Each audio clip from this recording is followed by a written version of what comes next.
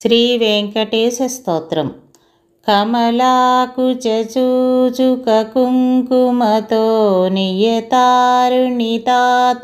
నీలతనో కమలాయతలోచనలోకపతే విజయీ భవ వెంకటశైలపతే సచతుర్ముఖ షణ్ముఖ పంచముఖ ప్రముఖాఖిల దైవత మౌళిమనే శరణాగత వత్సల సారనిధే పరిపాలయ మాం వృషశైలపతే అతివేలతయా తవ దుర్విషహై అనువేల కృతైరపరాధశతై భరితం త్వరితం వృషశైలపతే పరయా కృపయా పరిపాహి హరే అధివేంకటశైలముదారమతే జనతాభిమతాదికదానరతాత్ పరదేవతయా గదితాన్నిగమై కమలాదయితాన్న పరం కలయే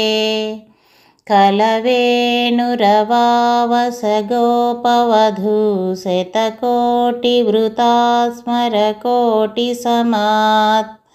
ప్రతివల్లవికాభిమతాత్ సుఖదాత్ వసుదేవసుతాన్న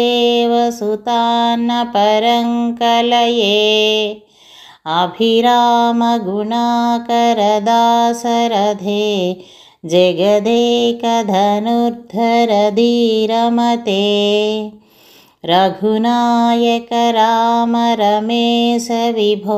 వరదో భవదేవ దయాజలదే అవనీతనయా కమనీయకరం రజనీకరచారుముఖాంబురుహం రజనీచరరాజతమోమిహిరం మహనీయమహం రఘురామమయే సుముఖం సుహృదం సులభం సుఖదం స్వనుజం చ సుఖాయ మమోఘసరం అపహాయ రఘుద్వయమన్యమహం న కథంచన కంచన జాతు భజే వినా వెంకటేశం ననాథో ననాదః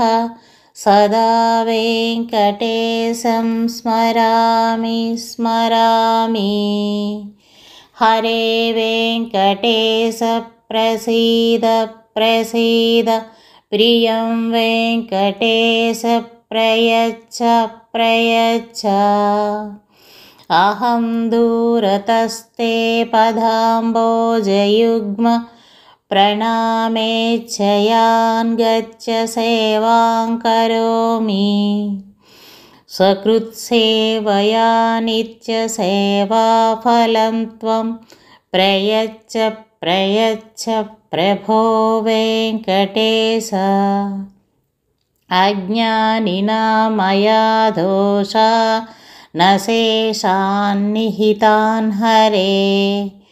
క్షమస్వత్వం క్షమస్వత్వం శేషశైలశిఖామణే